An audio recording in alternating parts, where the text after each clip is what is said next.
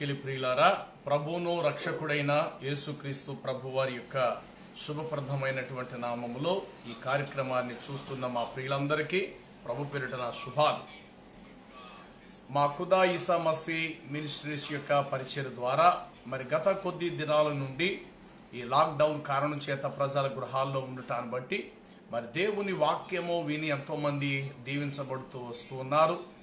మరి ముఖ్యంగా బైబిల్ మరియు ఖురాన్ ఈ గ్రంథాలలో నుండి చాలా విషయాలు ఇప్పటి వరకు ప్రజలు తెలుసుకుంటూ వచ్చారు. మరికొన్ని నూతనమైనటువంటి విషయాలను మరి బైబిల్ మరియు ఖురాన్ గ్రంథములో నుండి తెలియపరచడం మా పరిచర్యలో ఇదొక భాగంగా దేవుడిచ్చిన భాగ్యంగా మేము భావిస్తూ ప్రభువును స్తుతిస్తున్నాం. మంచిది ప్రియులారా, మరి ముస్లిం సహోదరులు బైబిల్ గ్రంథములో తమ ప్రవక్త అయినటువంటి ముహమ్మదు గురించి అనేక ప్రవచనాలు ఉన్నాయని చెప్తూ బైబిల్ గ్రంథములో యేసుక్రీస్తు ప్రభు వారికి సంబంధించినటువంటి ప్రవచన లేఖనాలను అవే లేఖనాలను ప్రవచనాలను ముహమ్మదు వారికి అలంకరిస్తూ ఈ ప్రవచనాలు ముహమ్మదు వారికే సంబంధించినవని తెలియపరుస్తూ మరి చాలా సందర్భాల్లో మరి డిబేట్ కార్యక్రమాల్లోనో మరి అనేక సభలలోనో ఈ బైబిల్లో ఉన్న విషయాలను వారు ఎత్తి చూపిస్తూ ముహమ్మదు వారికి పోల్చుకోవటం అనేది జరుగుతూ వస్తూ ఉంది. అందులో ఒక భాగంగా మరి దినకాలము ఆదికాండము 49వ అధ్యాయము 10 వచనాన్ని మనం చదవగలిగితే ఆదికాండము 49 అధ్యాయము 10 వచనములో ఇలా వ్రాయబడి ఉంటుంది. షీలోహు వచ్చు వరకు యోధా యుద్ధ నుండి దండము తొలగదు, అతని కాళ్ల మధ్య నుండి రాజదండము తొలగదు, ప్రజలు అతనికి విధేయులవుదురు అని వ్రాయబడినది. షిలోహు వచ్చు వరకు యోధా యుద్ధ నుండి దండము తొలగిపోదు, అతని కాళ్ల మధ్య నుండి రాజదండము తొలగిపోదు, ప్రజలు అతనికి విధేయులవుదురు అని వ్రాయబడినది. ఈ ఆదికాండము 49వ అధ్యాయము యాకోబు యొక్క చివరి దినాలలో తాను ఈ లోకాన్ని విడిచి ప్రభు యొద్దకు చేర్చబడేటువంటి ముందు దినాలు, అనగా తాను మృతి చెందక ముందు తాను పలికినటువంటి మాటలు. యాకోబు తన మొదటి వచనం చదువుతున్నాను. యాకోబు తన కుమారులను పిలిచి ఇట్ల నేను మీరు కూడి రండి, అంత్య దినములలో మీకు సంభవింపబోవు సంగతులను మీకు తెలియజేసేదను. ఇది విషయం. అబ్రహాము కుమారుడు ఇస్సాకు, ఇస్సాకు కుమారుడైనటువంటి యాకోబు అనగా ఇజ్రాయేల్, యాకోబు అనగా ఇజ్రాయిల్, యాకోబులో నుండి ఇజ్రాయిల్ వచ్చారు. ఆ యాకోబు మరణించక ముందు తన కుమారులు 12 మందిని పిలిచి వారిని దీవిస్తూ అంత్య దినములలో జరగబోయేటువంటి సంగతులను తాను తెలియపరుస్తూ ఈ మాటలు చెప్పాడు. యాకోబు తన కుమారులను పిలిచి ఇట్లా నేను మీరు కూడి రండి, అంత్య దినములలో మీకు సంభవింపబో సంగతులను మీకు తెలియజేసేదను. యాకోబు కుమారులారా కూడి వచ్చి ఆలకించుడి, మీ తండ్రి అయిన ఇశ్రాయేలు మాట వినుడి అనంటూ యాకోబు తన 12 మంది కొడుకులను పిలిచి తెలియపరుస్తూ ఒక్కొక్క కొడుకుని గురించి ఒక్కొక్క ధన్యవచనాన్ని తాను తెలియపరుస్తూ వచ్చి 10వ వచనం దగ్గరికి వచ్చేసరికి ఏమంటాడంటే, షీలోహు వచ్చు వరకు యోధా యుద్ధ నుండి దండము తొలగదు, అతని కాళ్ల మధ్య నుండి రాజదండము తొలగదు, చివరికి ప్రజలు అతనికి విధేయులవుదురు అని వ్రాయబడింది. అక్కడ షీలోహు వచ్చు వరకు అని వ్రాయబడింది. అసలు షీలోహు అంటే ఏమిటి? షీలోహు వచ్చు వరకు అని అంటే ఆ మాటలో ఉన్న ఆత్మీయ అర్థం ఏమిటి అని ఆలోచన చేస్తే దీనికి ముస్లిములు షీలోహు అని అనగా మరి బైబిల్ యొక్క నిఘంటు ప్రకారంగానే షీలోహు అనే మాటకు అర్థం ఏంటంటే ప్రధానంగా విశ్రాంతి అని అర్థం, రెండవది శాంతి అని అర్థం, 3 సమాధానము అని అర్థం. విశ్రాంతి, శాంతి, సమాధానము అని చెప్పేసి ఆ 3 పదాలు షీలోకు అర్థం వస్తాయి. అయితే ముస్లిం సహోదరులు అదే మాటను వారు తీసుకుని ఏమంటారంటే ఇస్లాం అనేటువంటి మాట అరబిక్ పదం అది. ఇస్లాం, ఈ సలాం అనగా ఇస్లాం అనేటువంటి మాటకు అర్థం ఏంటంటే శాంతి, సమాధానం, విశ్రాంతి అని కూడా తెలుగులో తర్జుమా చేస్తే దానికి సంపూర్ణ అర్థాలు అలాగే వస్తాయి. కాబట్టి షీలోహు అంటే సాక్షాత్తు ఇస్లాము. షీలోహు వచ్చే వరకు అంటే ఇస్లాము వచ్చే వరకు శాంతి, సమాధానం, విశ్రాంతి ఈ మూడు కలిపితేనే ఇస్లాం మతము. కాబట్టి ఇస్లాము వచ్చే వరకు యూదా యుద్ధ నుండి దండము తొలగదు. ఇస్లాం వచ్చిన తర్వాత అతని కాళ్ళ మధ్య నుండి రాజదండము తొలగిపోతాది అని యాకోబు ప్రవక్త ఆనాటి తన కుమారులకు ఆ సంగతి వివరించారు. అయితే క్రైస్తవులు ఈ సత్యాన్ని గ్రహించుకోలేని స్థితిలో ఉన్నారు. కాబట్టి షీలోహు అనే మాటకు అర్థం ఏంటంటే మా ఇస్లాం, మా ఖురాను, మా ముహమ్మదు ప్రవక్త వచ్చే వరకు అని అర్థము. కాబట్టి క్రైస్తవులారా సత్యాన్ని తెలుసుకోండి అని అంటూ వారు కొన్ని పుస్తకాలను రాయటం జరిగింది. వారి యొక్క అభిప్రాయాలు ఆ షీలోహు గురించి ఎలా వర్ణించారనేది నేను చదివి వినిపిస్తాను, జాగ్రత్త వినడానికి ప్రయత్నం చేయండి. వారి తొలి మాట ఏమంటున్నారంటే, అనంత కరుణామయుడును అపర కృపాశీలుడైన అల్లాహు పేరుతో ఓ క్రైస్తవులారా అసత్యమును విడిచిపెట్టండి, సత్యమును తెలుసుకొనండి. మేము తెలియచేసే ఇస్లాం యొక్క రుజువు మార్గములో మీరును నడుచుకోనండి. అదేమనగా, క్రైస్తవులారా మీ బైబిల్లో నుండియే సత్యమును మీరు తెలుసుకోవలసిన అవసరత మీకే ఉంది. మోషే ప్రవక్త గారు చనిపోక ముందు ఇష్మాయిలును గూర్చి, ఇష్మాయేలీలో నుండి రాబోవు మహాప్రవక్తను గూర్చి ఇట్లు దీవించెను. యెహోవా సీనాయి నుండి వచ్చును, షెయీరు నుండి వారికి ఉదయించును, ఆయన పారాను అను కొండ నుండి ప్రకాశించును. ద్వితీయోపదేశకాండం 1-2 వచనాలు. కాబట్టి ఓ క్రైస్తవులారా, ఇష్మాయేలు గారి వివాహము పారానులోనే జరిగింది. ఆదికాండము 21:21. ఇక శ్రద్ధగా చదవండి. వేవేల మంది పరిశుద్ధుల సమూహము నుండి ఆయన వచ్చును, ఆయన కుడి పార్శ్వమున అగ్ని జ్వాలలు మెరయచూ ఉండెను, ఆయన జనములను ప్రేమించును, ఆయన పరిశుద్ధులందరూ నీ వశమై ఉందురు, వారు నీ పాదముల యొద్ద సాగిలపడుదురు, నీ ఉపదేశమును వారు అంగీకరింతురు. మోషే మనకు ధర్మశాస్త్రము విధించెను, అది యాకోబు యొక్క సమాజమునకు స్వాస్థ్యము. ద్వితీయోపదేశకాండం 33:1-4 వచనాలు. కాబట్టి ఓ క్రైస్తవులారా జాగ్రత్తగా ఆలోచించుకొని ముస్లింలమైన మేము చెప్పు సంగతులు జాగ్రత్తగా తెలుసుకొనుడి. అదేమనగా, యెహోవా పారాను కొండ నుండి ప్రకాశించుట అద్భుతమైనటువంటి విశేషమే కదా. అయితే మోషే ద్వారా వచ్చిన ధర్మశాస్త్రము యాకోబు సంతానం యొక్క స్వాస్థ్యము. అయితే యాకోబు భక్తుడు రాబోయే దినములను గూర్చి తన కుమారులను పిలిచి వారితో ఇలాగు చెప్పెను. అదేమనగా, షీలోహు వచ్చు వరకు యూదా నుండి దండము తొలగిపోదు, అతని కాళ్ళ మధ్య నుండి రాజదండము తొలగదు అని మీ బైబిల్ ఆదికాండం 49:10 అని చెప్పబడినది. షీలోహు అంటే సాక్షాత్తు సమాధానకర్త, శాంతి, నెమ్మది ఈ మూడు కలిపితేనే కేవలము ఇస్లాం మాత్రమే. ఇస్లాం మాత్రమే. ఇస్లాం అంటే కూడా శాంతి, సమాధానము, నెమ్మది, విశ్రాంతి అనే అర్థాలు వస్తాయి. కాబట్టి బైబిల్ ప్రవచనాల ప్రకారం, మోషే ప్రవచనం ప్రకారము ఇస్లాము వచ్చే వరకు యూదుల లేఖనాలు పై స్థానంలోనే, అనగా మోషే ధర్మశాస్త్రము చలామణిలో ఉంటుంది. ఇస్లాం మతము వచ్చిన తరువాత ఇక మోషే ధర్మశాస్త్రం ఇక చలామణిలో ఉండదని అర్థము. అనగా షీలోహు అంటే మొహమ్మద్ గారికే సాదృశ్యము.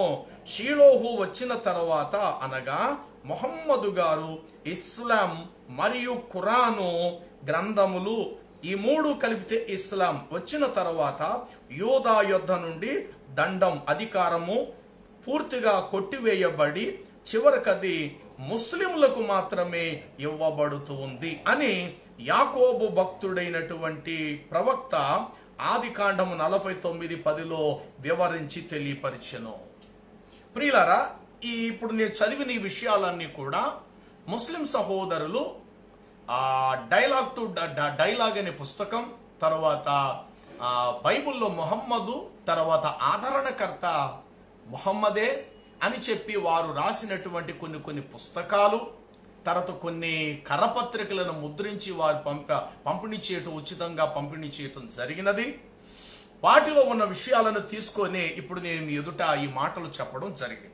ఇప్పటి వరకు నేను చదివి వినిపించినవి సాక్షాత్తు ముస్లిం సహోదరులు తెలియపరిచే విషయాలు ఏమిటంటే, ఆది కాండములో చెప్పబడినటువంటి షీలోహు వచ్చు వరకు యోధా యుద్ధ నుండి దండము తొలగదు అని మాట బైబిల్లో ఉంది. అది వాస్తవమే. అయితే అక్కడ షీలోహు అనేటువంటి మాట బైబిల్ ప్రకారము ఆదిమ హిబ్రూ భాష.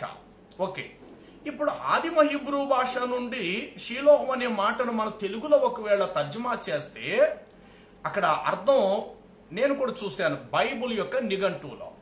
బైబిల్ నిఘంటువులో ఏమని ఉంటుంది అంటే, షిలోహు అనే మాటకు నెమ్మది, సమాధానము, విశ్రాంతి, ఇంకా బాగా చెప్పాలంటే పారే జలము అని కూడా అర్థం వచ్చింది.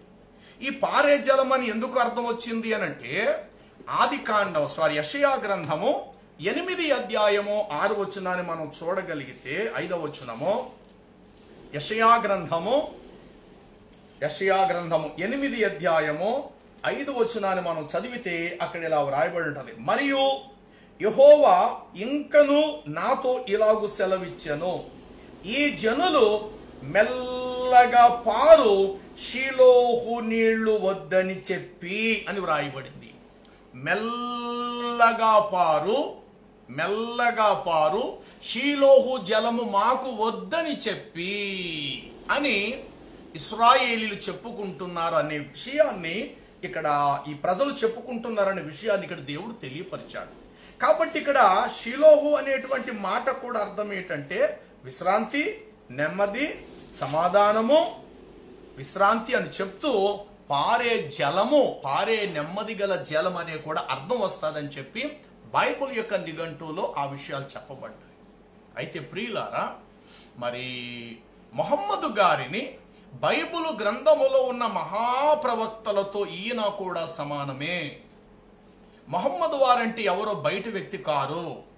బైబిల్ గ్రంథములో ఏ యెహోవా దేవుడైతే భూలోకములో ప్రవక్తలను ఎన్నుకున్నారో ఆ యెహోవా దేవుని చేతుల మీదుగానే మొహమ్మదు గారు కూడా ఏర్పరచబడ్డారు అని చెప్పే పనిలోనూ, అలాగే బైబిల్ గ్రంథములో ఉన్న ప్రవక్తలతో ఈయన కూడా సమానమైన ప్రవక్తే అని చెప్పే పనిలోనూ మొహమ్మద్ గారికి సంబంధించిన విషయాలు లాంటి ఏమైనా బైబిల్లో దొరుకుతాయని వారు అన్వేషణ చేయగా బైబిల్లో యేసుక్రీస్తుకు సంబంధించినటువంటి అనేకమైనటువంటి సత్య సంగతులనే మొహమ్మద్ వారికి ఆపాదిస్తూ, అంటే మొహమ్మద్ వారికి వాటిని అలంకరణగా అలంకరించుకుంటూ, ఇదిగో ఈ విషయంలో ఉన్న అర్థము మా మొహమ్మద్ వారికి ఇస్లాం మతానికి సంబంధించింది, ఖురానుకు సంబంధించింది అని అంటూ అనేక చోట్ల వారు మాట్లాడుతూ రావటం జరిగింది. ప్రియులారా, మరి దినకాలము షీలోహు యొక్క వాస్తవాన్ని మనం తెలుసుకుందాం. యాకోబు చనిపోయే చివరి దినాల్లో తన కుమారులను పిలిచి అంత్య దినములలో జరగబోయే సంగతుల గురించి తాను తెలియపరుస్తూ 10వ వచనం 49 ఆదికాండంలో ఏం చెప్పాడంటే, షీలోహు వచ్చు వరకు యూదా యుద్ధ నుండి దండము తొలగిపోదు, అతని కాళ్ల మధ్య నుండి రాజదండము తొలగిపోదు అనే విషయాన్ని మనం చూస్తూ ఉన్నాం. అయితే వాస్తవానికి షీలోహు అనే మాటకు అర్థం విశ్రాంతి, నెమ్మది, ఆదరణకర్త, లేకపోతే ఆదరణ, సమాధానం అనే పదాలు రావచ్చు, సంతోషమే. అలాగే ఇస్లాం అనేటువంటి అరబ్బిక్ పదము దాన్ని తెలుగులో ఒకవేళ తర్జుమా చేస్తే సమాధానము, విశ్రాంతి, శాంతి అనేటువంటి పదాలు రావచ్చు. అరబ్బిక్ పదము నుండి అరబ్బిక్ భాష నుండి తెలుగులో తర్జుమా.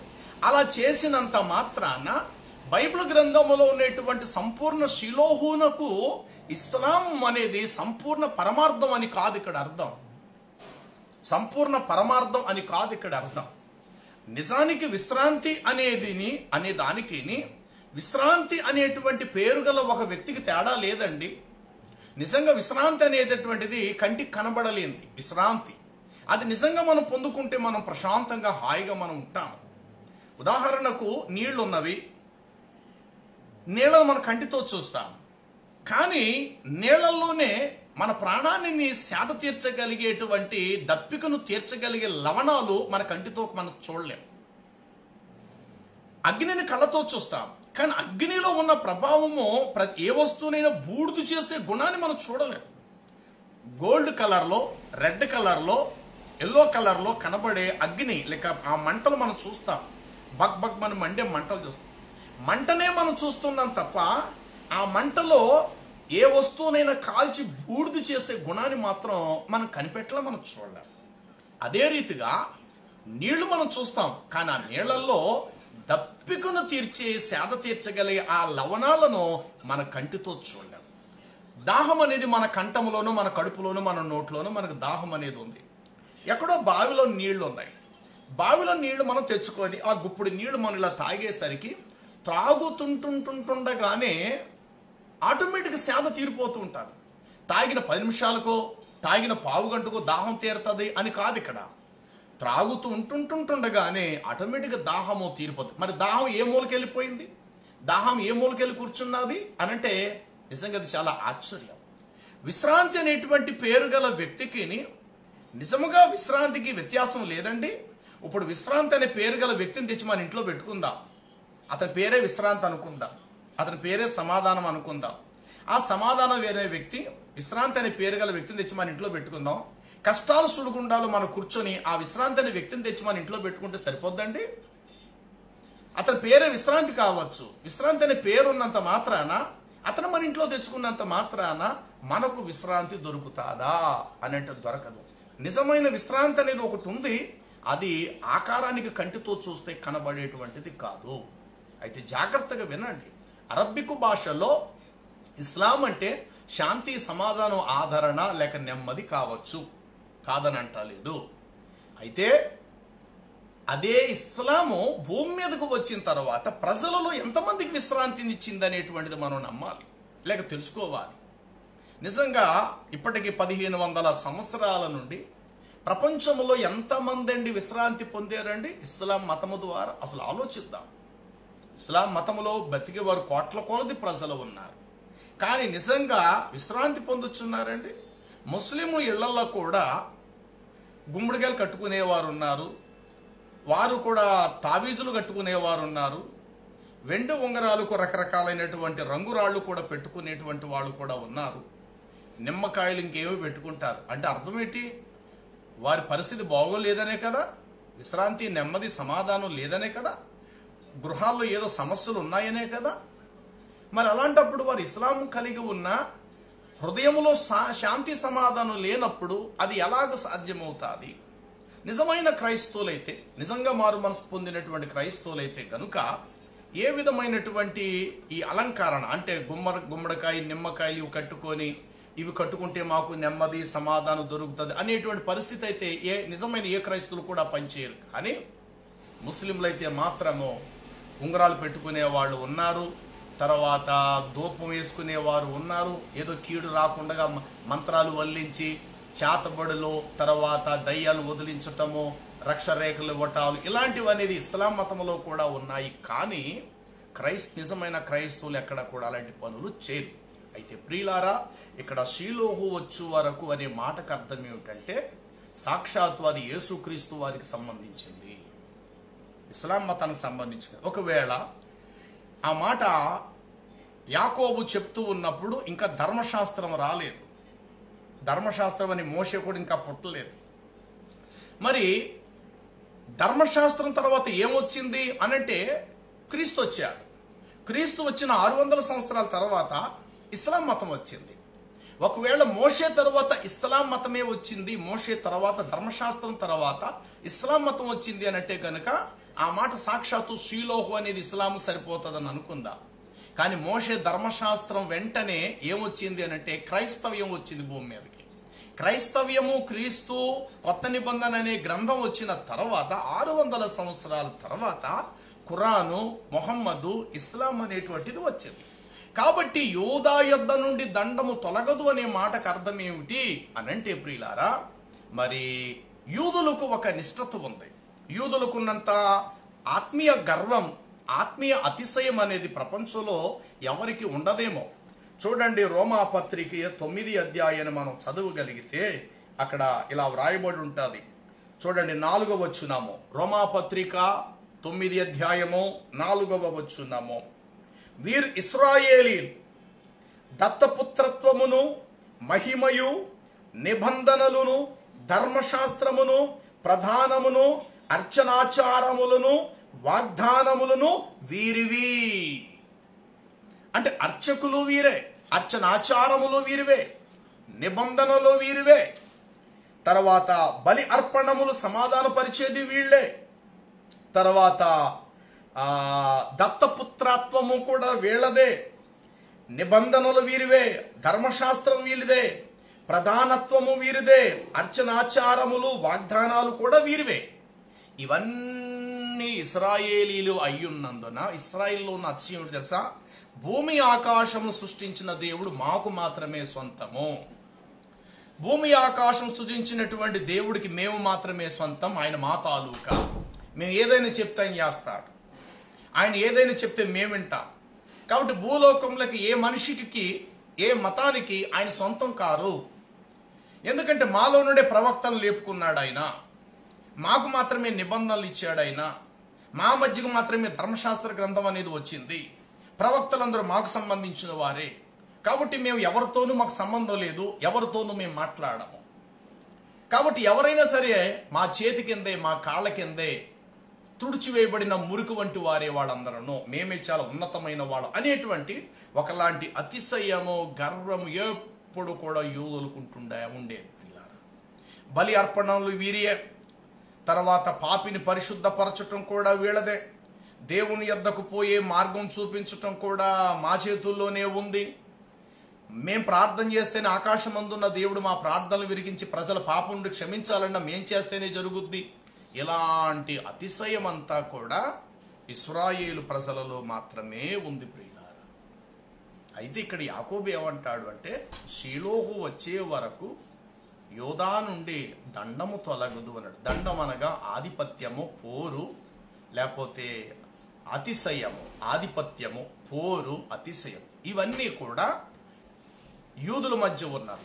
ఎవరైనా మాకు నమస్కరించాలి, మేము ఎవరికి నమస్కరించాం. ఎవరైనా వచ్చి మా కాళ్ళ దగ్గర కూర్చోవాలి, మేము మాత్రం వీళ్ళు ఎవరి కాళ్ళ దగ్గర కూర్చోం, మేము చాలా గొప్పవాడు అనేటువంటి ఒక అతిశయంతో తోటి మనుషులను చాలా హీనంగా చూసే పరిస్థితి యూదులకు ఎప్పుడూ ఉండేది. యేసు ప్రభు కాలంలో ఆయన ఒక మనుషుని ఇంట భోజనానికి వెళ్ళినప్పుడు యూదులు అన్నారు, ఈయన పాపులతో కలిసి కూర్చొని భోజనం చేస్తున్నాడు, ఇలాంటి వాడు మన దాంట్లో పుట్టడమే పెద్ద పాపం అన్నట్టుగా యేసు ప్రభు చాలా తక్కువ అంచనా వేశారు. ఒక పాపాత్మురాలైన స్త్రీ యేసు ప్రభు దగ్గరికి వచ్చి తన పాపాలను ఒప్పుకొని కన్నీళ్లతో యేసు ప్రభు పాదాలను కడిగింది. ఆమెను చూసి అక్కడున్న శాస్త్రులు, పరిచయులు, ఇశ్రాయేలు అనబడిన యూదులు అనుకున్నారు, ఇతడు పరిశుద్ధుడైన ఎడల ఆ పాపాత్మురాలు ఎలాంటిదో ఈయనకి తెలీదా, ఆమె తన చేతులతో ఆయన ముట్టుకుంటే ఎలా ముట్టనిస్తున్నాడు అని తమలో తాము అనుకోవటం కూడా జరుగుతూ వచ్చింది. ఈ విధముగా యూదులలో చాలా నిష్ఠత, భక్తి, ఆధిపత్య పోరు, దేవుడు మాకు సొంతము అనేటువంటి ఈ అతిశయము, తర్వాత బలి అర్పణలు, రక్త ప్రోక్షణ, ధర్మశాస్త్రము, వాగ్దానాలు, నిబంధనలు ఇవన్నీ మావి అనేటువంటి అతిశయముతో ఇశ్రాయేలీలు ఐగుప్తు దేశంలో నుండి విడుదల పొందిన నాటి నుండి క్రీస్తు అనే మెస్సయ్య సిలువలో మరణించే వరకు కూడా ఈ 1500-1600 సంవత్సరాలు ఈ ధర్మశాస్త్రం, ఇశ్రాయేలీలు, వారి ఆధిపత్యములు, వారి గొప్పతనాలు, వారి నిబంధనలు భూమి మీద సాగుతూ వచ్చాయి. యాకోబు అంటాడు, నేను వెళ్ళిపోతున్నాను, రాబోయేటువంటి చివరి రోజుల్లో షీలోహు వచ్చు వరకు యోధా నుండి దండము తొలగదు, అతని కాళ్ల మధ్య నుండి రాజదండము తొలగదు. షీలోహు వచ్చిన తర్వాత అతని కాళ్ల మధ్య నుండి రాజదండము తొలగిపోతుంది. ప్రజలు అతనికి విధేయులవుదురు, అతనికి అన్నాడు కింద వచ్చినలో, అతనికి విధేయులవుదురు అన్నాడు. అంటే అక్కడ యాకోబు యొక్క ఆత్మాభిషేకముతో ఒకవేళ చూడగలిగితే ఆ షీలోహులో ఎవరు కనబడుతున్నాడు? సాక్షాత్తు రక్షకుడైన యేసుక్రీస్తు ప్రభువే కనబడుతున్నాడు. షీలోహు అనగా విశ్రాంతి, నెమ్మది, సమాధానం. ఈ మూడు కలిపితే ఇస్లాం అని వాళ్ళంటున్నారు ముస్లింలు. ఓకే, అరబ్బిక్ పదం బట్టి ఇస్లాం అంటే ఆ మూడు వస్తాయి. అందుకే ఛానల్లో కూడా పీస్ ఛానల్ ఉంది. పీస్ అంటే విశ్రాంతి, విశ్రాంతి అంటే ఇస్లాం అని అర్థం. అందుకే అస్సలాము అలైకుం వాలేకుం వస్సలాం అంటారు. నీకు సమాధానం కలుగునుగాక. అవును, నీకును కూడా సమాధానం కలుగునుగాక. సమాధానం, సమాధానం. కాబట్టి ఇస్లాం అంటేనే సమాధానం. ఓకే, కాదంటారు. కానీ ఇస్లాంలో ఎంతవరకు సమాధానం ఉన్నదని మనం తెలుసుకోవాలి. ఏమంటే ఇప్పుడు 5 పూటలు నమాజ్ చేస్తున్నారు, ఖురాను గ్రంథాన్ని ఎంతో చక్కగా పారాయణం చేస్తున్నారు, మరి తోటి మనిషిని క్షమించలేని, ప్రేమించలేని అతి క్రూరమైన ఉగ్రవాదం అనేటువంటిది ముస్లిములలోనే ఎందుకు కనబడుతుంది? నిజంగా బాధాకరమైన విషయం ఏంటంటే, ఎవరి నోట విన్నా ఈరోజు ఏమంటారట, ముస్లింలు అంటే అబ్బో వాడు ఉగ్రవాదులాడు బాబు, ఈ అంత మచ్చ అంత మాట ఎందుకు తెచ్చేసుకోవాలి? అబ్బాబే లేదండి, వారు ప్రేమించే గుణం గలవారండి. ఇప్పుడు క్రైస్తవ్యం ఉంది, మదర్ తెరీసాను అందరు నెత్తి మీద పెట్టుకుని పూజిస్తున్నారు. అలాగే బిన్ లాడెన్ ఎవరినైనా నెత్తి మీద పెట్టుకుని పూజిస్తారండి?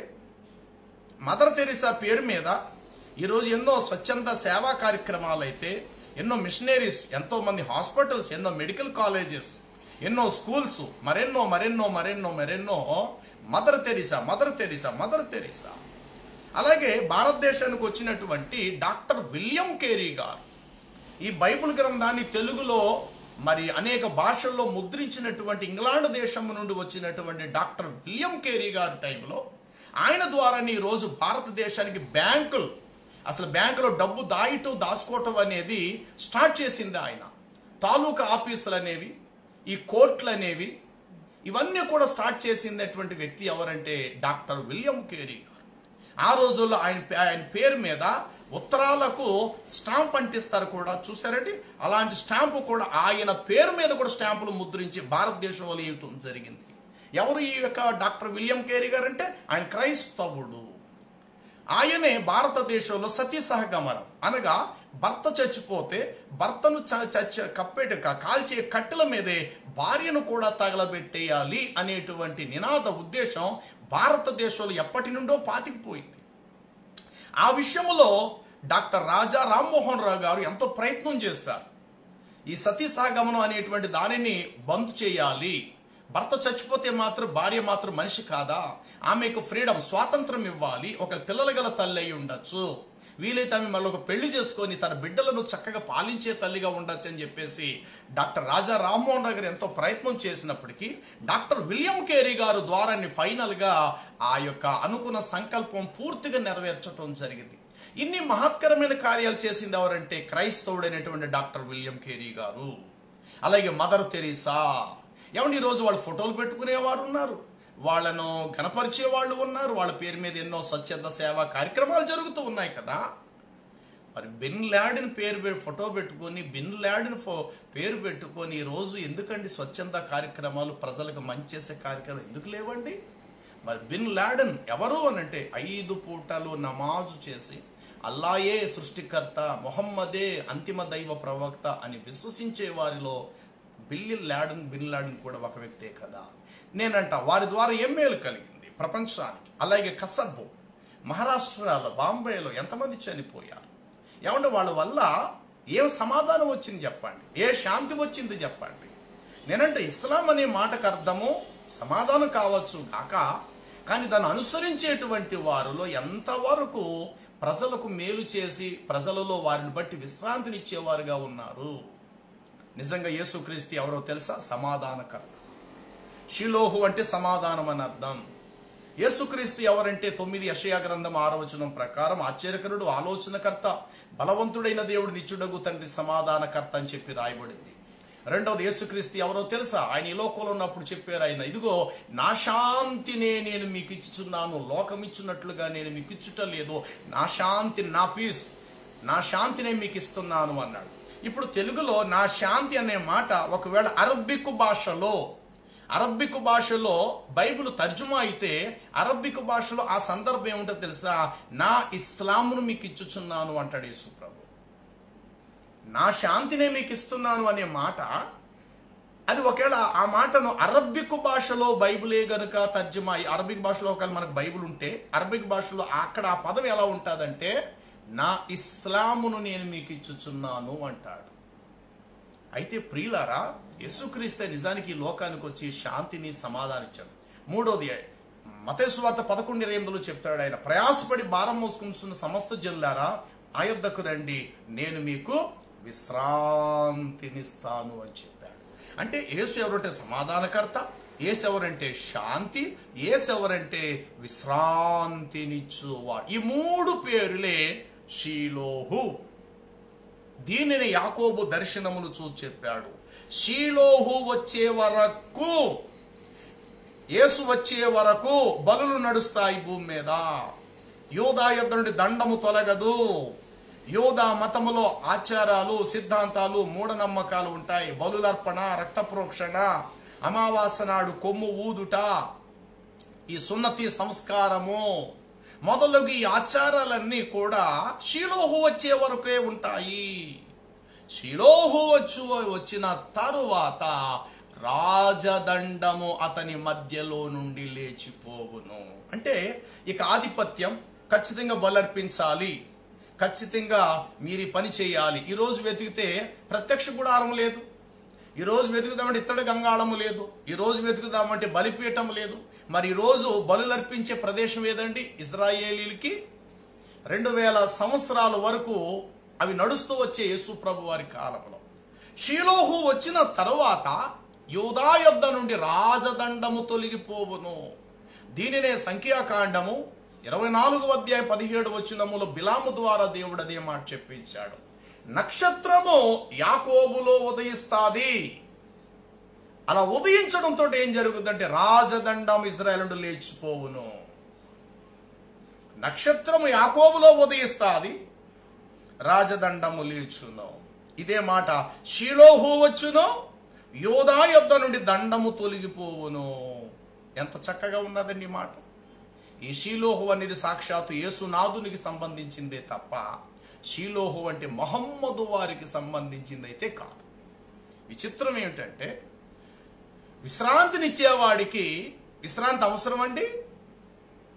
ఇప్పుడు విశ్రాంతినిచ్చేటువంటి వాడికి విశ్రాంతి ఏమైనా అవసరం అంటే ఒక మాట, అప్పుడు సూర్యుడు వెలుతురునిస్తున్నాడు. సూర్యుడికి వెలుతురేం కావాలంటండి? సూర్యుడు ఎప్పుడైనా నాకు సూర్యుడు కావాలంటే నాకు ఒక వెలుతురు అవసరం అండి అని సూర్యుడు చెప్పుకుంటే ఎలా ఉంటుందంటారు? చల్లగాలికి చల్లగాలి అవసరం అంటారా? నీళ్ళనేవే దాహం తీరుస్తున్నాయి. నీళ్ళు ఎప్పుడైనా దప్పుకుంటాయా? చెప్పాలి. నీళ్ళు అనేవే దాహం తీర్చే గుణం నీళ్ళల్లో ఉంది. నీళ్ళు అనేవే సేద తీరుస్తాయి, నీళ్ళు అవనే దప్పి తీస్తాయి. ఆ నీళ్లు పారుతూ పారుతూ పారుతూ ముందుకెళ్తాయి. బాబు నేను చాలా ఆవేశపడిపోతున్నాను, నాకు చాలా ఉక్కపోస్తుంది, నాకు కొంచెం నీళ్లు కావాలి, ఎవరైనా వచ్చి నాకు దాహం తీర్చండి అని చెప్పేసి నీళ్లు ఎప్పుడైనా నీళ్లు కావాలని కోరుకుంటాయా? ఆహారం అనేది ఎప్పుడైనా ఆహారం కావాలని కోరుకుంటాదా? గాలి, వీచే గాలి ఎప్పుడైనా నాకు గాలి వీస్తున్నాను, నాకు చల్లగాలి తగలట్లేదు, నాకు కూడా చల్లగాలి కావాలని చెప్పేసి చల్లగాలి ఎప్పుడైనా చల్లగాలి కావాలని కోరుకుంటాదా? అలాగే మండే సూర్యుడు నాకు కూడా వెలుతురు కావాలి, ఇంకో సూర్యుడు నాకు కావాలని ఎప్పుడు సూర్యుడు అడుగుతాడా? అలా చెప్పుకుంటూ వెళ్తే విశ్రాంతి అనేది ఎప్పుడైనా మరొక విశ్రాంతి నాకు కావాలని అడుగుద్దండి? విశ్రాంతి అనేది ఇస్తా తప్ప విశ్రాంతి అనేది దానిని విశ్రాంతి ఎప్పుడు పుచ్చుకోదు. మరి ఆ మాటకొస్తే మొహమ్మదు వారి యొక్క జీవితములో ఆయన ఎంత మాత్రం విశ్రాంతి పొందారు చెప్పండి. ఆయన ఒక సందర్భంలో ఖురాన్లో చెప్పబడింది ఏంటంటే, స్త్రీల వలన పురుషులకు విశ్రాంతి దొరుకును అని రాయబడింది ఖురాన్లో. స్త్రీల వలన పురుషులకు విశ్రాంతి దొరుకునని ఖురాన్లో చెప్పబడింది. మరి మొహమ్మదు వారు ఏనాడైనా నా యొద్దకు రండి నేను మీకు విశ్రాంతినిస్తానని ఎప్పుడైనా చెప్పారండి? పోనీ ఈనాడు ఎవరైనా ఏ ముస్లిమానైనా ప్రశాంతంగా నెమ్మదిగా ఉండగలుగుతున్నారండి?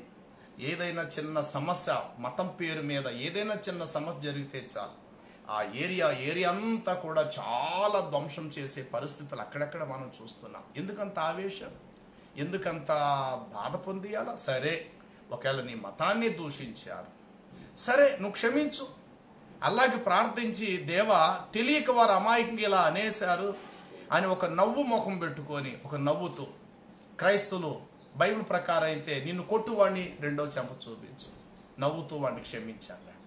అందుకే క్రైస్తవుల దగ్గర ఆవేశం కానీ కోపం కానీ ఉండదు. ఏమండి, ఈనాడు ప్రపంచం మొత్తం మీద ఎంతమంది అండి క్రైస్తవులు హతసాక్షులుగా చనిపోతూ వచ్చారండి? ఏ క్రైస్తవులందరూ ఒక్కసారి తిరుగుబాటు చేస్తే పరిస్థితి ఎలా ఉంటుంది తెలుసా? ఏ క్రైస్తవులు ఏమైనా గాజులు తొడిగించుకునేవాళ్ళ? క్రైస్తవులు ఏమైనా తక్కువారంటే ప్రపంచమంతా కూడా క్రైస్తవులు ఉన్నారు. కానీ బైబిల్లో దేవుడు ఏంటంటే అధికారులకు లోబడండి, మీరు నివసించు దేశములో మీరు సంతోషించినట్లు మీ దేశాధికారులకు లోబడండి, పన్ను కట్టండి, ట్యాక్స్ కట్టండి, తిరుగుబాటు చేయొద్దు, కత్తులతో మీరు యుద్ధాలు చేయొద్దు. ఒకవేళ నీ శత్రువు ఆకలి కొని ఉంటే అతనికి ఆహారం పెట్టు, దప్పికతో ఉంటే అతనికి నీళ్ళనివ్వి. ఎన్ని మార్లు నా సహోదరుని క్షమించాలంటే 7 మార్లు మట్టుకు, అంటే 7 మార్లు కాదు, 77 ఏండ్ల మార్లు మట్టుకు నీ సహోదరుని క్షమిస్తూనే ఉండాలి, ప్రేమ చూపిస్తూనే ఉండాలి. ప్రేమించిన వాడిని ప్రేమిస్తే నీకేం ప్రయోజనం? అసలు ఎప్పుడు నిన్ను ప్రేమించలేని, నీకు విరోధిగా శత్రువుగా ఉన్న వాణ్ణి నువ్వు మనసారా ప్రేమించు అన్నాడు. ఎవడిన్ని మంచి లక్షణాలు యేసుక్రీస్తు ప్రభువులో కనబడి, ఎందుకో తెలుసా? ఆయనే మొదట విశ్రాంతి అయి ఉన్నాడు, ఆయనే లోకానికి శాంతికర్త అయి ఉన్నాడు, ఆయనే సమాధానకర్త అయి ఉన్నాడు, ఆయనే షిలోహు అయి ఉన్నారు. షీలోహు వచ్చు వరకు అనగా యేసు వచ్చు వరకు అని అర్థం. షీలోహు వచ్చు వరకు అంటే మొహమ్మద్ వచ్చు వరకు అని ముస్లింలు చెప్తున్నారు. నో, మొహమ్మద్ వచ్చు వరకు కాదు. షీలోహు అనగా యేసుక్రీస్తు నాథుడు వచ్చు వరకు యూదుల మధ్య అధికారం అనే దండం ఉండాలి. మేమే గొప్ప, అందరూ మాకే లోబడాలి, తర్వాత మేమే రక్త ప్రోక్షణ గావించు వారము, సృష్టికర్తకి ప్రార్థించే వాళ్ళు మేమే అనే ఒక అతిశయం, గర్వం ఉంటూ మిగతా వారు ఎవరు కూడా దేవునికి ప్రజలు కారన్నట్లు మేము మాత్రం ఈ భూలోకములో దేవుని ప్రజలం అనేటువంటి అతిశయము వారి దగ్గర ఉంది. యేసుక్రీస్తు ప్రభు ఎప్పుడైతే ఈ భూలోకానికి వచ్చి తన రక్తాన్ని చిందించారో, యేసుక్రీస్తును అంగీకరించిన ప్రతి ఒక్కరు పరలోక తండ్రికి సొంతమైపోయారు. ఇప్పుడు యేసుక్రీస్తు వారి ద్వారా భూలోక మానవ జాతి పరలోక తండ్రికి కుమారులుగా కుమార్తెలుగా అయిపోతూ వచ్చారు ప్రియులారా. ఇది ఒక యేసు ప్రభు వల్ల సాధ్యమైంది.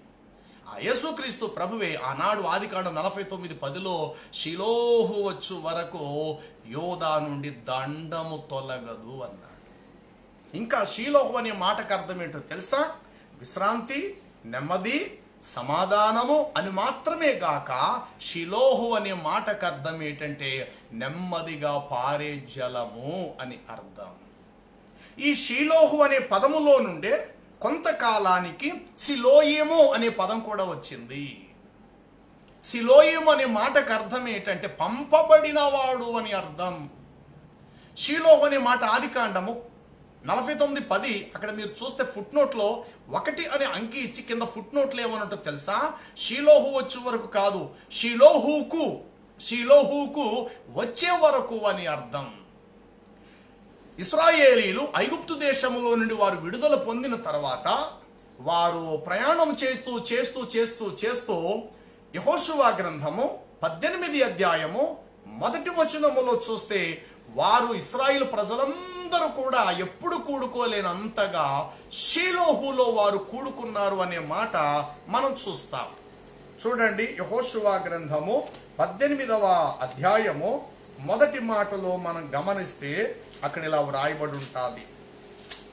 18 అధ్యాయం 1 మాట, ఇశ్రాయేలీలు ఆ దేశమును స్వాధీనపరుచుకొనిన తరువాత వారందరూ షీలోహునకు కూడి వచ్చి అక్కడ ప్రత్యక్ష గుడారము వేసుకొనిరి అని వ్రాయబడినది. వారందరూ ఎక్కడికి వచ్చిరి? వారందరూ కూడా షీలోహుకు వచ్చి షీలోహులో వారు అచ్చట గుడారము వేసుకొనిరి అనేటువంటి మాటను అక్కడ మనం చూడగలుగుతూ ఉన్నాం. కాబట్టి షీలోహులో వారు ప్రత్యక్ష గుడారం వేసుకొని షీలోహులో వారందరూ కూడా ఏకమై దేవుణ్ణి ఆరాధించటం జరిగింది. ఇప్పుడు ఆత్మ సంబంధమైన షీలోహు అనబడిన క్రీస్తులో ప్రపంచ మానవ జాతి అందరూ కూడా కలిసి ఈరోజు ఆయన ఆరాధిస్తున్నారండి. ఎంత గొప్ప విశేషం అండి! ప్రపంచ మానవ జాతి ప్రజలు ప్రభువులో రక్షణ పొందిన వారు ఎక్కడైనా ఏ దేశంలో ఉన్నవారైనా అందరూ కలిసి ఈరోజు ఆత్మ సంబంధమైన నిజమైన షీలోహు అనబడినటువంటి యేసుక్రీస్తులో వారందరూ కలిసి ప్రభుని ఆరాధించగలుగుతూ ఉన్నారు. షీలోహులో వారు గుడారం వేసుకునేది, ఇశ్రాయేలు సమాజముగా కూడుకునిరి. కాబట్టి షీలోహు అనే మాటలో రెండవ అర్థం ఏంటంటే, ఒక అర్థము నెమ్మది, సమాధానము, విశ్రాంతి అనే అర్థమే. రెండవ అర్థం ఏంటంటే షీలోహు అనగా మెల్లగా పారే నీళ్ళు అని కూడా అర్థం. దీనినే ఇందాక మనం చదువుకున్నాం. యెషయా గ్రంథము 8 అధ్యాయాన్ని మనం గమనిస్తే, యెషయా గ్రంథము 8 అధ్యాయము 5 వచనములో మనం చూడొచ్చు. అక్కడ మరియు యెహోవా ఇంకను నాతో ఇలాగూ సెలవిచ్చెను, ఈ జనులు మెల్లగా పారు షీలోహు నీళ్లు వద్దని చెప్పి ఆ రెజీనును బట్టి రెమల్య కుమారుని బట్టి సంతోషించుచున్నారు. కాగా బలమైన యూఫ్రాటీసు నది విస్తార జలములను అన్నాడు దేవుడు. అంటే షిలోహు అనే మాటలో రెండవ అర్థం ఏంటంటే ప్రాణానికి సేద తీర్చే నెమ్మదిగా పారేటువంటి నీటి ఊటలు అని అర్థం ప్రియులారా. షిలోహు అంటే నెమ్మదిగా మెల్లగా పారు, తొందర లేకుండా. దావీదు ఒక మాట అంటాడు, శాంతికరమైన జలముల యొద్దకు ఆయన నన్ను నడిపించు. ఏమండి, దాహం చాలా ఎక్కువ వేస్తుంది, మనకి చాలా ఎక్కువగా దాహం వేస్తుంది. వెళుతూ ఉన్నాం, దారి మధ్యలో ఒక ట్యాప్, ఒక కొళాయి ఏదో మనకి ఎదురొచ్చింది. అడిగే, బాబు నేను నీళ్లు తాగాలనుకుంటే అది కూడా అక్కడ కొళాయి ఉన్నది, మీరు నీళ్లు త్రాగచ్చండి అన్నారు. దానిపైన చూస్తే పెద్ద వాటర్ ట్యాంక్. ఈ వాటర్ ట్యాంక్ నుండి పై నుండి నీళ్లు చాలా ఫోర్స్గా వస్తున్నాయి. ఇప్పుడు దాహం వేస్తున్న మనం 2 దోసుళ్ళు గుప్పుళ్ళు ఇలా పెట్టి ఆ కొళాయి ట్యాప్ మనం ఓపెన్ చేస్తాం. ఓపెన్ చేసేసరికి నీళ్లు చాలా ఎంత స్లోగా ఓపెన్ చేస్తున్నా వేగంగా వచ్చి గుప్పుల్లో ఒక్క నీటి చుక్క నిలబడతా లేదండి. పడే ప్రతి నీళ్లు తప్ తప్ తప్ తప్ మనం తన్నుకొని చల్లా చెదరైపోయి ముఖం మీద తూలిపోతున్నాయి, బట్టల మీద తూలిపోతున్నాయి. ఇలా పట్టుకొని తాగుదామన్నాయి. లోపల ఆ నీళ్లు కళ్ళల్లోకి ముక్కుల్లోకి ఒళ్ళంతా వెచ్చేస్తున్నప్పుడు ప్రాణానికి సేద తీర్చే నీళ్ళైనా కొంత మనిషికి విసుగు కలుగుద్ది. ఏంటి నీళ్ళు ఎలా వస్తున్నాయని. కానీ మెల్లగా పారే నీళ్ళు వేసే ప్రతి చుక్క గుప్పుడు చేతులు దాటిపోకుండా వేసే ప్రతి నీటి బిందువు కూడా ఆ దోసుల్లో ఉన్నప్పుడు ప్రియులారా మనిషి ఎంత ప్రశాంతంగా తాగుతాడండి. దావీదు అదే అన్నాడు, నన్ను వేగంగా పరుగులెత్తి ఎక్కడ ఉంటుందో తెలీదు, కంగారు పడేటట్లు, కలవరపడిపోయేటట్లు ఓబ ఉండే అగాధపు లోయలుండే జలముల యొద్దకు ఆయన నన్ను నడిపించట్లేదు. శాంతికరమైన జలముల యొద్దకు ఆయన నన్ను నడిపిస్తున్నాడు. ఏమంటే శాంతికరమైన జలములు ఏంటంటే మెల్లగా పారుతున్నాయి. కింద ఏమున్నదో కూడా స్పష్టంగా అద్దంలాగా మనకు కనబడుతున్నాయి. ఆ నీళ్లు ఒక వెండి మెరుపు సూర్యకాంతి వల్ల మెరుస్తున్నాయి. కింద ప్రతి చిన్న ఇసుక రేణు ప్రతీది కూడా స్పష్టంగా కనబడుతూ ఉన్నాయి. అక్కడ తొందర లేదు, కంగారు లేదు, నీళ్లు మీద తూలిపోవటం లేదు. పారే నీళ్లు ప్రశాంతంగా పారుతున్నప్పుడు అలా ముంచుకొని అలా తాగటం ఎంత ప్రశాంతంగా ఉంటుందండి. కానీ గుప్పుల్లో పడే నీటి చుక్కలన్నీ చెదిరిపోతున్నాయి, చల్లా చెదురైపోతున్నాయి. ఒక్క నీటి చుక్క లేనప్పుడు దాహం అయితే ఉండొచ్చు, తాగాలని ఆశ అయితే ఉండొచ్చు, కానీ తృప్తిగా మనిషి తాగలేడు. అదే నీళ్లు నెమ్మదిగా ఉన్నప్పుడు ఎంత ప్రశాంతత అండి. యేసుక్రీస్తు ప్రభులో అదే ప్రశాంతత. అందుకే యేసు ప్రభుని ఎక్కడ కత్తి పట్టుకోలేదు, తన మాటని ఒక ఆయుధంగా చేశాడు. మొహమ్మద్ వారైతే కత్తి పట్టుకున్నాడు, యుద్ధాలు చేశారు. ఆయనకి మరి సుఖాన్ని ఇవ్వటానికి ఒకరు సరిపోరని చెప్పి 12 మంది భార్యలు కూడా శారీరకంగా ఆయన తృప్తి చెందాలి, సంతోషించాలి, ఆనందించాలి. ఎందుకంటే ఆయనకు ఆనందం లేదు కాబట్టి ఆనందం కావాలి, ఆయనకు తృప్తి లేదు కాబట్టి తృప్తి కావాలి, ఆయనలో ప్రశాంతత లేదు కాబట్టి ప్రశాంతత కావాలి. కాబట్టి 12 మంది భార్యలు. అక్కడికి ఆయన 50 సంవత్సరాల వయసులో ఉన్నప్పుడు 6 సంవత్సరాల అమ్మాయి బీబీ ఆయిషా, అంటే మొహమ్మద్ వారి యొక్క అనుచరుడైనటువంటి అబూబకర్ ప్రథమ శిష్యుడు, ఆయనకున్న కుమార్తె ఆయిషా అనే అమ్మాయిని 6 సంవత్సరాల అమ్మాయిని 50 సంవత్సరాల వయసులో ఉన్న మొహమ్మద్ వారికి ఇవ్వటం జరుగుద్ది. ఆ మొహమ్మద్ వారు 6 సంవత్సరాల అమ్మాయిని 50 సంవత్సరాలు ఉన్న ఆయన వివాహమాడటం కూడా జరుగుద్ది. ఏంటి అంత ఆశ, అంత తృప్త, అంత కావాలా? మీరే మనశ్శాంతి ఇచ్చేవారన్నప్పుడు మీకు మనశ్శాంతి కొద్దివేంటి? మీరే విశ్రాంతి ఇచ్చేవారైతే మీకు విశ్రాంతితో మీకు పని ఏంటి? మీలోనే నెమ్మది ఉంటే మీకెవరు నెమ్మది తీసుకొచ్చి ఇవ్వాలి? కాబట్టి ఏదో ఒక విధంగా నేను తృప్తి చెందాలి, ఏదో ఒక విధంగా నేను శాంతి పొందాలి, ఏదో ఒక విధంగా నేను మనశ్శాంతి కావాలి. కాబట్టి బహుభార్య తత్వము, అడ్డొచ్చిన వారిని చంపచ్చు, యుద్ధాలు చేయొచ్చు, ఇన్ని రకాల పరిస్థితులతో ఆయన ఉన్నారు. యేసుప్రభు వారు కత్తి పట్టలేదు, యుద్ధం చేయలేదు, ప్రేమతో ముందుకు సాగిపోయారైనా. ఆయన శిష్యులు కూడా ఆయనకిలాగే సాధుత్వం, దీనత్వం, మృదత్వము, సౌమ్యత్వ గుణాల లక్షణాలు కలిగి వారు ముందుకు సాగిపోయారు. ఎవరితో వారు యుద్ధాలు చేయలేదు, ప్రేమ కలిగి ముందుకు సాగిపోయారు. ఇంత ప్రశాంతత యేసుక్రీస్తు ప్రభువారిలో మనం చూడగలుగుతున్నాం. కాబట్టి తొందరపరిచే నీళ్ళకేనే శాంతికరమైన జలాలకు తేడా లేదండి. కాబట్టి షిలోహు అనే మాటకు అర్థం ఏమిటంటే మెల్లగా పారు నీటి ఊటలు అని, నీటి జలాలు అని అర్థం. అందుకే యేసుక్రీస్తు ప్రభు వారు ఏం చెప్పారు తెలుసా? యోహాను సువార్త 4వ అధ్యాయంలో సమరయ స్త్రీతో ఒక మాట అంటాడు, అమ్మా ఈ నీళ్లు త్రాగువాడు మరలా దప్పికొండును, నేను నీకు జీవజలం ఇచ్చేదను అన్నాడండి. షిలోహు అంటే జలము. మొహమ్మద్ వారు ఎక్కడ కూడా నేను నీకు జీవజలం ఇస్తానని చెప్పలేదే.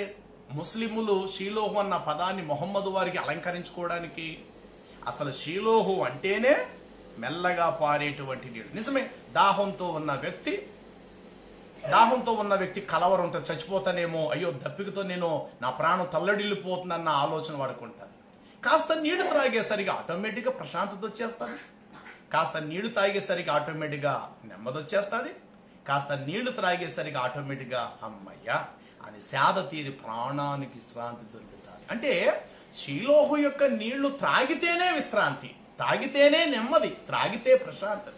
కాబట్టి షిలోహు వచ్చే వరకంటే షిలోహు అనేటువంటి ఆ నీళ్లు, ఆ జీవజలం భూమి మీదకు వచ్చే వరకు యోధా నుండి ఆధిపత్యము, బలి అర్పణములు, సున్నతి నిబంధన అనేవి ఎప్పుడు ఉంటానే ఉంటాయి. షిలోహు వచ్చిన తర్వాత అవి తొలగిపోతాయి అని అర్థం. నిజంగా యేసు వచ్చిన తర్వాత బలులు లేవు, యేసు వచ్చిన తర్వాత సున్నతి సంస్కారంతో ఇక పని లేదు. కొత్త నిబంధన వచ్చిన తర్వాత, క్రీస్తు బోధన వచ్చిన తర్వాత కంటికి కన్ను పంటికి పన్ను అన్న బోధ పూర్తిగా కట్ అయింది. తర్వాత తప్పు చేసిన వాడిని నడి రోడ్డు మీద చంపేయాలనేది కూడా పోయింది. తప్పు చేసిన వ్యక్తిని తప్పు ఇక చేయనీయకుండా జీవితంలో పవిత్రమైన సన్మార్గంలో పెట్టే దారిలోకి యేసు ప్రభు వారి బోధలు తీసుకొచ్చి పెట్టాయి.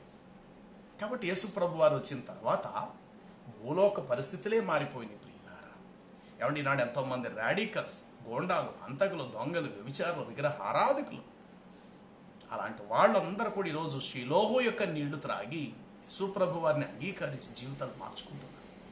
కొత్త నిబంధనలో మనం చూస్తాం, సిలోయిము, యేసుప్రభు వారు ఒక గుడ్డివాడికి కళ్ళిచ్చి ఏమంటాడు తెలుసా? నీ వెళ్ళి సిలోయిము అనే కోనేటిలోకి వెళ్ళి కళ్ళు కడుక్కు అంటాడు.